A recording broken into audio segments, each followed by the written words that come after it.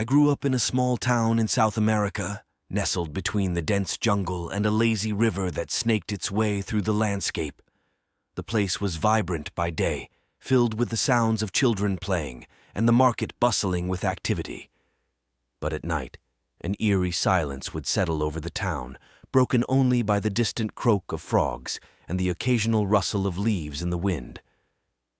This was when the old tales would come to life, the most terrifying of which was the legend of La Llorona. My abuela used to tell me stories about La Llorona, the weeping woman who roamed the night, searching for her lost children. It was said she drowned them in a fit of madness and now wandered endlessly, crying out in sorrow. "Never go near the river at night," she warned me. It was a hot, oppressive evening in mid-July. The air was thick, suffocating, and I couldn't sleep. I decided to go for a walk to clear my head. The moon was full, casting an ethereal glow over the town. I found myself drawn to the river, despite my grandmother's warnings. Maybe it was the heat, or maybe I just wanted to prove to myself that the stories were just that, stories. The river's edge was a different world at night. The water shimmered under the moonlight, and the jungle seemed to close in around me, the trees whispering secrets. I walked along the bank, feeling a strange mix of excitement and fear. It was then that I heard it, a faint, mournful cry. I stopped, my heart pounding in my chest. The sound was coming from further up the river, a soft, sorrowful wail that sent chills down my spine. I told myself it was just the wind, but deep down, I knew it wasn't. I took a hesitant step forward, and then another, drawn towards the sound like a moth to a flame. As I approached, the crying grew louder, more desperate. It was the sound of pure heartbreak, a mother's anguish. My hands trembled, and I considered turning back. But something compelled me to keep going. I had to see for myself. And then I saw her. She stood at the water's edge, her back to me. Her long, dark hair cascaded down her back, and she wore a white dress that billowed around her feet. Her shoulders shook with each sob, and her cries pierced the night. I wanted to call out to her, to offer some kind of comfort, but my voice caught in my throat. Suddenly she turned, and I saw her face.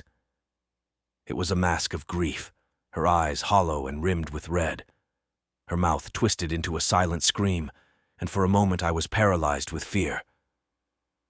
This was La Llorona, the woman from the stories, brought to life before my eyes. She began to move towards me, her feet gliding over the ground as if she were floating. I stumbled back, my breath coming in short, panicked gasps. She reached out a hand, her fingers long and bony, and I could see the water dripping from them. Her eyes locked onto mine, filled with an endless, aching sorrow. "Mis hijos," she whispered, her voice like the rustle of dry leaves. "Donde están mis hijos?" I tried to speak, to tell her I didn't know, but my voice was lost. She was getting closer, and I could feel the chill radiating off her, seeping into my bones. I turned and ran, my feet pounding against the ground, my heart racing. Her cries followed me, growing louder and more frantic with each step. I didn't stop until I was back in the town square, the safety of the lights and the sounds of distant laughter surrounding me. I collapsed onto a bench, gasping for breath, my mind racing. Had it really been her? Had I truly seen La Llorona? I couldn't sleep that night, my mind replaying the encounter over and over. The next morning I went to see my abuela. She took one look at my pale face and knew something was wrong. I told her everything, my voice shaking as I recounted the night's events. She listened in silence, her expression grave. When I finished, she placed a hand on mine, her grip firm and reassuring. "La Llorona is real," she said quietly. "She is bound to the river, searching for her lost children. You must never go near the water at night again." I nodded, the weight of her words settling over me. The legend was no longer just a story, it was a reality, a dark presence that haunted our town. From that day on, I heeded my grandmother's warning. I never went near the river at night, and I made sure to pass the story on to others.